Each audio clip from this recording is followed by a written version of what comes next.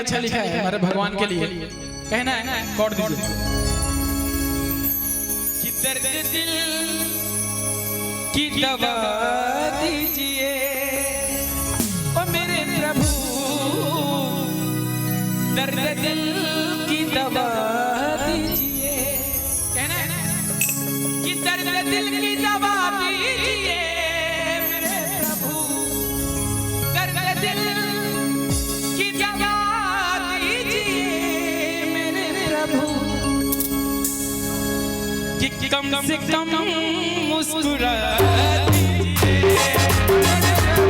कम से कम मुस्कुरा दीजिए ओ मेरे प्रभु, कम से कम मुस्कुरा दीजिए। हाय मेरा दिल, मेरा दिल, मेरा दिल, हाय मेरा दिल, मेरा दिल।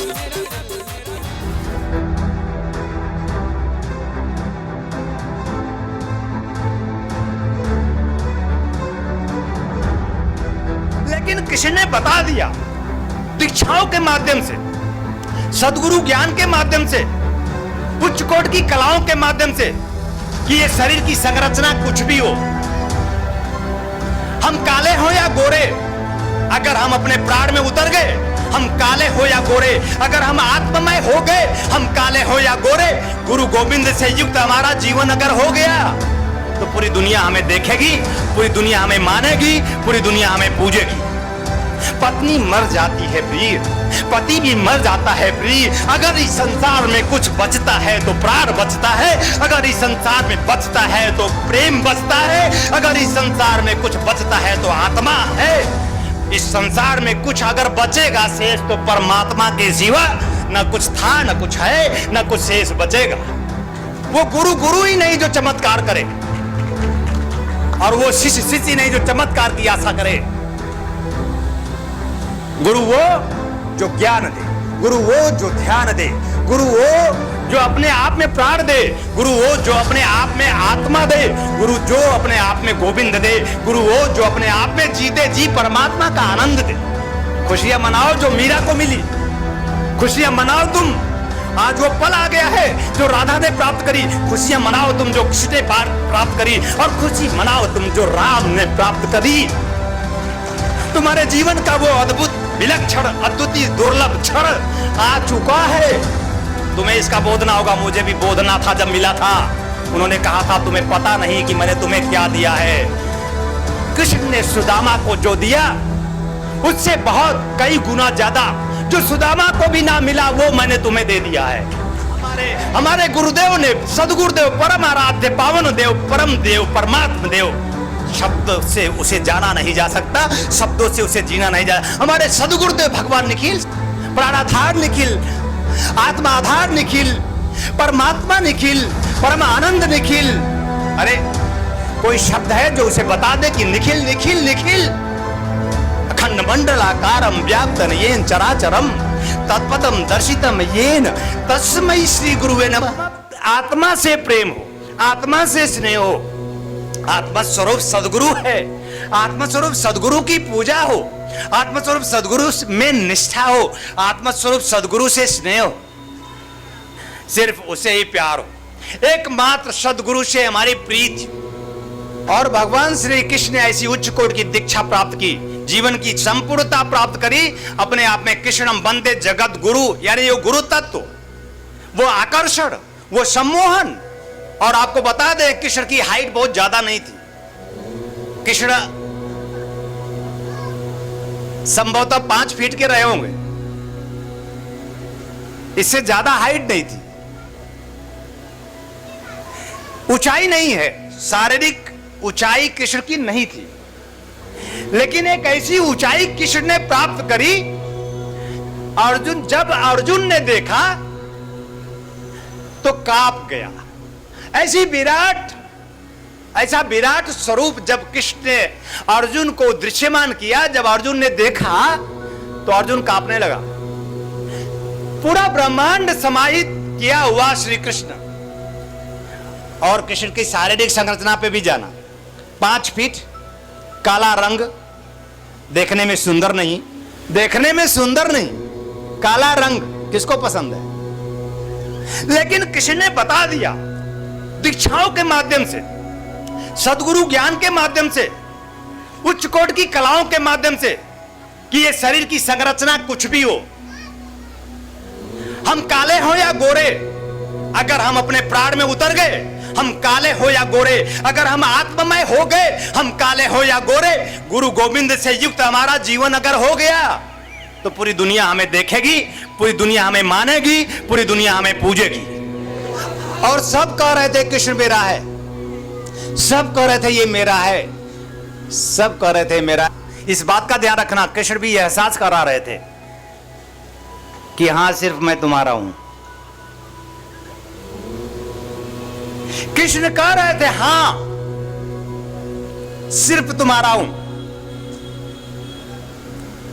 राधा की एक प्रिय सहेली थी ललिता।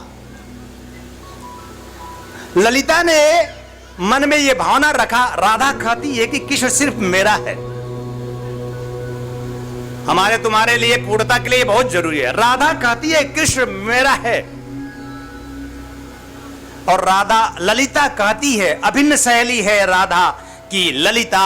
ललिता कहती है मन से, वचन से, कर्म से एक ही बात कहती है कि कृष्ण मेरा तो है पर मुझसे अधिक राधा का। जीवन की संपूर्णता ललिता नहीं है, ध्यान रखना। जीवन की संपूर्णता ललिता का यह विचार नहीं है। ललिता का विचार अपूर्णता का है, ललिता का विचार न्यूनता का है, ललिता का विचार संपूर्णता का नहीं। लेकिन राधा कहती है ये कृष्ण सिर्फ मेरा है, मेरा सिर्फ मेरा। और ललिता कहती है कृष्ण मेरा तो है पर मुझसे अधिक राधा का। और हमारे पास भी ऐसी माया, ऐसी शक्ति, ऐसी भक्ति राधा है। आपके मन में विचार आता होगा, आपके मन में भी विचार आता होगा कि गुरुजी नम्रता जी को बहुत प्यार करते हैं, गुरुजी नम्रता जी को बहुत मानते हैं, गुरुजी नम्रता जी को ही मानते हैं। और कुछ लोग तो जलते भुनते भी होंगे। जलो, जल जाओ, ऐसे नहीं जलोगे तो वैसे जलो, जलते ही रहो। मैं जलाने ही आया हूं, जला कर ही जाऊंगा।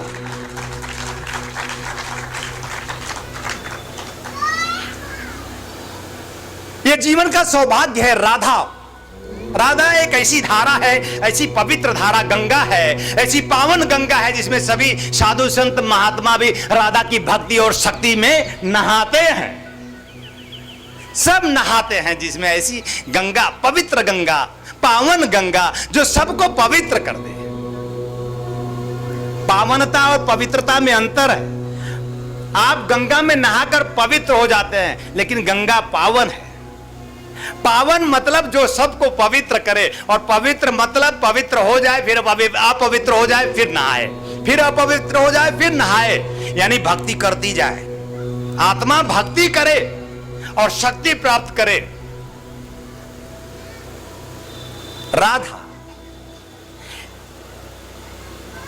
राधा एक प्राण है, राधा एक आत्मा है। क्या तुम में प्राण है?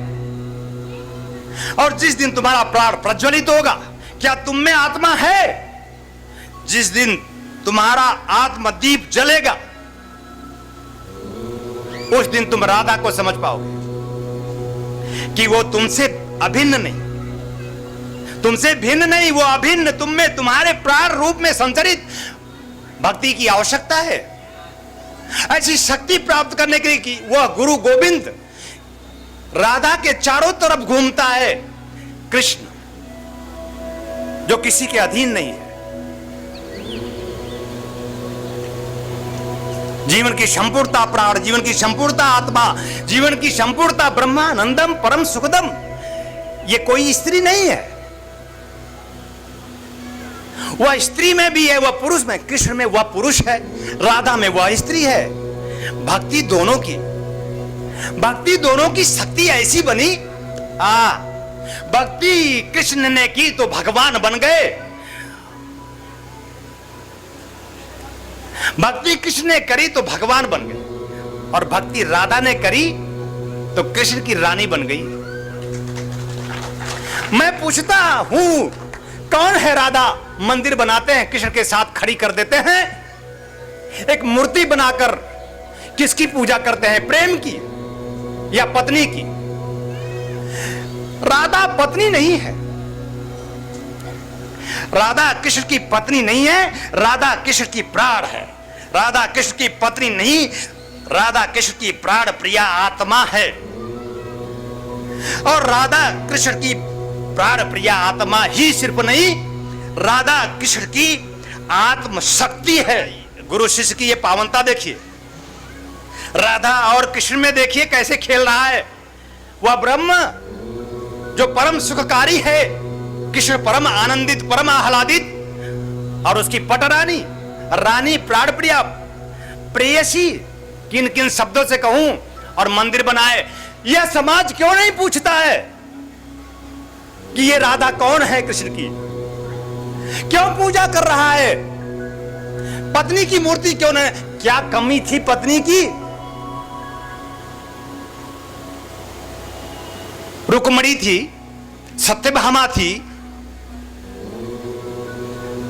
जामवंती थी, ऐसी कितनी पत्नियां कृष्ण के पास थी, पर एक भी पत्नी का यह समाज नहीं पूछता है पत्नी कहां गई। अरे पत्नी मर गई और कहां गई? पत्नी मर जाती है प्रिय, पति भी मर जाता है प्रिय। अगर इस संसार में कुछ बचता है तो प्राण बचता है, अगर इस संसार में बचता है तो प्रेम बचता है, अगर इस संसार में कुछ बचता है तो आत्मा है। इस संसार में कुछ अगर बचेगा शेष तो परमात्मा के सिवा न कुछ था, न कुछ है, न कुछ शेष बचेगा। और मैं ऐसा गुरु हूं, मैं ऐसा गुरु हूं कि तुम सबकी मूर्ति मैं अपने बगल चाहता हूं। मैं ऐसा गुरु हूं, तुम हर एक शिष्य की मूर्ति मैं अपने में चाहता हूं। एक बार कमलेश्वरानंद का नाम आए तो तुम्हारा नाम आ जाए कि कोई शिष्य था मीरा की तरह, कोई शिष्य था राधा की तरह, कोई शिष्य था चैतन्य महाप्रभु की तरह, कोई शिष्य था राम की तरह, कोई शिष्य था कृष्ण की तरह, और कोई शिष्य था बुद्ध महावीर की तरह। ऐसा शिष्य चाहिए। एक बार फिर आत्म दीप जले, एक बार फिर आत्म दीपो भाव हो जाए, एक बार फिर आंखें बंद हो और आत्मदीप प्रज्वलित हो जाए, एक बार फिर प्राणों की विखंडन की क्रिया शुरू हो जाए, एक बार फिर ऐसा दिव्य प्रेम करो अपने गुरु को कि तुम्हारे प्राण विखंडित हो जाएं, और प्राण विखंडित हो जाएंगे तो यमराज भी तुम्हारा बाल बांका ना कर पाएगा, यमराज भी, मृत्यु भी तुम्हारा कुछ कर ना पाएगी। और जीवन का सबसे बड़ा दुख है मृत्यु। पूरे जीवन में जितना दुख होता है, पूरे जीवन काल में जितना दुख तुम जीते हो, जब तुम मृत्यु की ओर होते हो, जब तुम मृत्यु के पल में होते हो, तो पूरे जीवन में जो दुख होता है एक बार, उससे कई गुना ज्यादा दुख मृत्यु के समय होता है। कोई भी जीव इसलिए मृत्यु नहीं चाहता। इस संसार में कोई जीव मरना नहीं चाहता। मरना चाहते हो तो जीने के लिए क्या कर रहे हो? अगर कोई जीव नहीं, और हमारा ऋषि भी कहता है, साधु भी कहता है, हमारा सदशास्त्र भी कहता है, मृत्यु और मां मृतम गम, मृत्यु से अमृत्यु की यात्रा पर चलो। यानी मृत्यु, तनाव, दुख, चिंता, परेशानी, सांसारिक संबंधों की स्थितियां, परिस्थितियां, जो ये झंझावात जो तुम्हारे स्वास्थ्य से विलग कर देते हैं, जो तुम्हें परेशान कर देते हैं, तुम्हारे प्राण से अलग कर देते हैं, ऐसे झंझावातों से मुक्ति, ऐसे सांसारिक बंधनों से निकल जाने की कोई युक्ति, इनसे, इस मृत्यु से, इस अपमान से, इस मान से, इस सुख और दुख से, इस जन्म और मृत्यु से छूट जाने की क्रिया की ओर आओ। मृत्यु और मां मृतम गमय, मृत्यु से अमृत्यु की ओर चलो।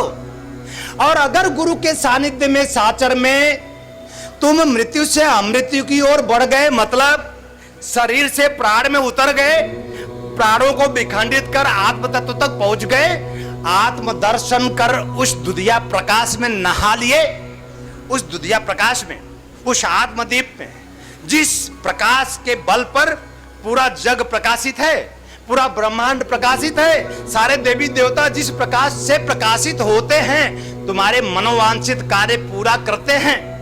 जिन देवी देवताओं की तुम आराधना करते हो वो उस ब्रह्म के प्रकाश स्वरूप है। समय विशेष में उसी ब्रह्म के संकल्प मात्र से देवी देवताओं का उद्भव और विकास है। कब तक तुम याचना करते रहोगे? कब तक तुम कामना करते रहोगे? कब तक तुम ऐसी ओछी धारणा से तुम पूजा और पाठ करते रहो? मुझ ब्रह्म की ओर, मुझ प्राण की ओर, मुझ आत्मा की ओर, मुझ परमात्मा स्व प्राण आत्मा परमात्मा की ओर आओ। उस दुनिया प्रकाश में जहां न जन्म है, न जहां दुख भरा जीवन है, न मृत्यु है, जहां जीवन का कोई हर्ष नहीं है, जहां जीवन का कोई विषाद नहीं है, जहां जीवन का सिर्फ आनंद ही आनंद है, ऐसे आनंद में आओ। राधा ने कहा जीवन की संपूर्णता प्रेम, प्राण, आत्मा, परमात्मा है। प्रेम के माध्यम से प्राण में प्रवेश, आत्म तत्व का बोध और परमात्मा को समस्त इंद्रियों को वशीभूत करते हुए उसकी प्राप्ति है। और उन्होंने की। राधा को किसी देवी देवता की जरूरत नहीं पड़ी, राधा को किसी मंदिर में भी जाने की जरूरत नहीं पड़ी, राधा कभी किसी तीर्थ स्थल देव स्थल में भी जाने की जरूरत नहीं पड़ी। राधा जहां थी वहीं देवी बन गई, राधा जहां थी वहीं शक्ति बन गई। ऐसी भक्ति करो कि तुम जहां हो वहीं देवी देवता बन जाओ। ऐसी भक्ति करो कि ऐसी शक्ति प्राप्त हो कि तुम जहां हो वहीं देवी देवता बन जाओ। ददाति देवा, और देने की क्रिया करो। जो दे वो देवता, देता ही जाए। देवता तब बनोगे जब सिर्फ देने की भावना हो। इस संसार में तो ऐसे गुरु हो गए, ऐसे शिष्य हो गए, गुरु चाहता है कितना मिल जाए और शिष्य भी चाहता है कितना मिल जाए, दोनों एक दूसरे से चाहते हैं कितना मिल जाए। चमत्कार की आशा लिए हुए बैठा हुआ शिष्य कभी शिष्य नहीं हो सकता, और चमत्कार की आशा लिए हुए बैठा शिष्य शिष्य नहीं, और चमत्कार की प्रवंचना का संबोधन करते हुए कोई गुरु गुरु नहीं। वो गुरु गुरु ही नहीं जो चमत्कार करे, और वो शिष्य शिष्य नहीं जो चमत्कार की आशा करे। गुरु वो जो ज्ञान दे, गुरु वो जो ध्यान दे, गुरु वो जो अपने आप में प्राण दे, गुरु वो जो अपने आप में आत्मा दे, गुरु जो अपने आप में गोविंद दे, गुरु वो जो अपने आप में जीते जी परमात्मा का आनंद दे।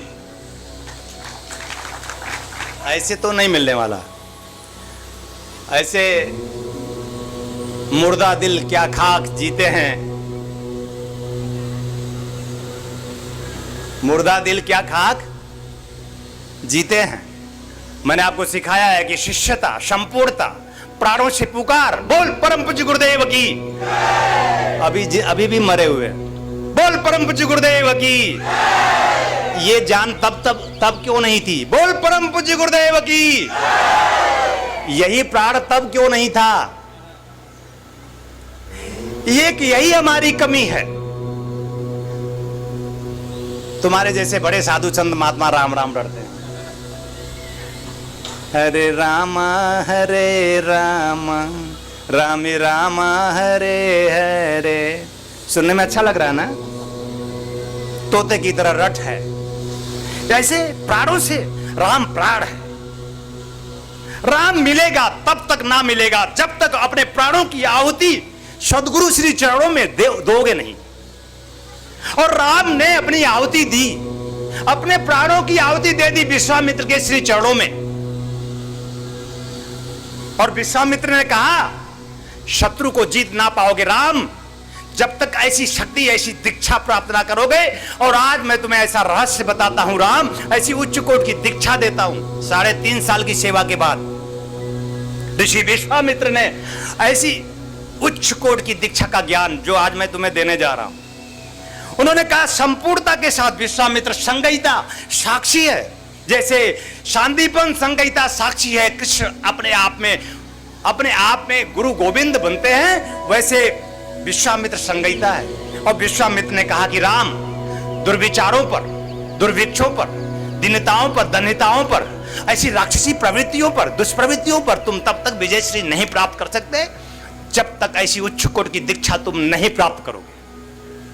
और राम तुम भूले हो, राम तुम्हें तुम्हारी याद आ जाएगी जब ऐसी उच्च कोटि की दीक्षा तुम्हें प्राप्त होगी। बहुत बड़ा रहस्य है। ऋषि विश्वामित्र ने राम को घोष की, राम जागो, राम उठो, राम आज वो बेला है कि मैं तुम्हें ऐसी उच्च कोटि की दीक्षा दूं। मिलने वाली है, इसलिए खुशियां मनाओ जो मीरा को मिली। खुशियां मनाओ तुम, आज वो पल आ गया है जो राधा ने प्राप्त करी। खुशियां मनाओ तुम जो कृष्ण ने प्राप्त करी, और खुशी मनाओ तुम जो राम ने प्राप्त करी। तुम्हारे जीवन का वो अद्भुत, विलक्षण, अद्वितीय, दुर्लभ क्षण आ चुका है। तुम्हें इसका बोध ना होगा, मुझे भी बोध ना था जब मिला था। उन्होंने कहा था तुम्हें पता नहीं कि मैंने तुम्हें क्या दिया है। कृष्ण ने सुदामा को जो दिया उससे बहुत कई गुना ज्यादा जो सुदामा को भी ना मिला वो मैंने तुम्हें दे दिया है। हमारे गुरुदेव ने, सदगुरुदेव, परम आराध्य, पावन देव, परम देव, परमात्म देव, शब्द से उसे जाना नहीं जा सकता, शब्दों से उसे जीना नहीं जा। हमारे सदगुरुदेव भगवान निखिल, प्राणाधार निखिल, आत्मा आधार निखिल, परमात्मा निखिल, परम आनंद निखिल। अरे कोई शब्द है जो उसे बता दे कि निखिल निखिल निखिल। अखंड मंडलाकारम व्याप्तन येन चराचरम तत्पदम दर्शितम येन तस्मै श्री गुरुवे नमः। भगवान शिव पार्वती जहां प्रणाम अर्पित करते हैं, निखिल तत्व, निखिल सत्य,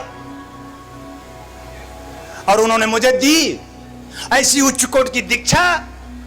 और मेरे मन में था क्या मिला। तुम भी सोच रहे होगे, कुछ लोग सोच के तो बैठ गए होंगे क्या भक्ति का ढोंग रहा होगा। कुछ लोग सोच कर तो बैठ गए होंगे कितना छल प्रपंच मन में रहा होगा कि ये गुरु तो है सीधा साधा, इससे झटक लो। देव स्वामी कमलेश्वरानंद जी का संकल्प है एक ऐसे समाज का निर्माण करना जिसमें हम सभी स्वावलंबी हो, आत्मनिर्भर हो। ध्यान योग जन जागृति सेवा संस्थान द्वारा संचालित ब्रह्मानंद बाल विकास केंद्र में उपेक्षित, निराश्रित, अनाथ और दलित वर्ग के बच्चों को बचपन से ही शिक्षा दीक्षा प्रदान कर उनका सर्वांगीण विकास किया जाएगा।